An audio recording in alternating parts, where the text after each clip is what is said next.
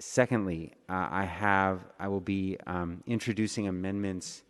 to existing building code with legislation designed to hold everyone in our city who is building accountable to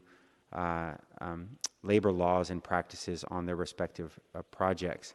The construction industry involves unique labor standards compliance challenges. Construction workers who do not receive all of their wages and mandatory benefits are likely to discover that despite their best efforts of state enforcement officials, many employees continue to be victims of wage theft, unaware of their rights, or unable to have regulatory authorities successfully recover on their behalf.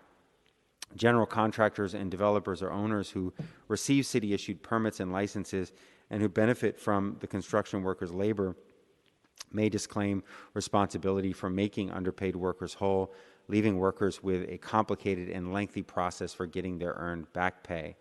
A testimony presented to the State of California's Little Hoover Commission stated that existing studies suggest that the underground economy is at least a $10 billion problem of loss in California. Statewide, the construction industry is the industry with the second highest level of labor standards violations as measured by state labor commissioner penalty assessments and surpassed only by the restaurant industry. Deputy labor commissioners conducted 232 inspections in the private construction industry in fiscal year 18-19, yielding 336 citations that assessed $3.3 million in penalties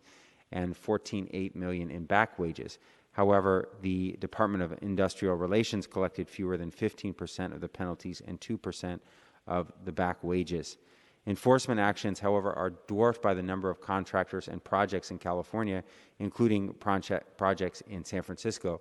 Over 300,000 state-licensed contractors perform more than $65 billion worth of permitted construction work in the state. We know that most of these contractors and most of these builders are following the law, but it is our responsibility to make sure that everyone who receives a permit or who is building in our city does so in a way that respects and honors the work of the people who are doing the building and that they follow all of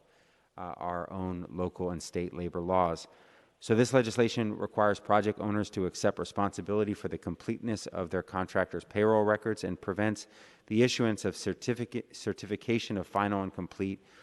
completion and occupancy until any outstanding labor violations have been resolved. As a city that prides itself on its record of workers' rights and protections, this legislation requiring developers to certify or attest that all workers on their jobs, from the general contractor to the subcontractors, are receiving accurate pay stubs pursuant to California Labor Code 2810.5 is the right thing to do and long overdue.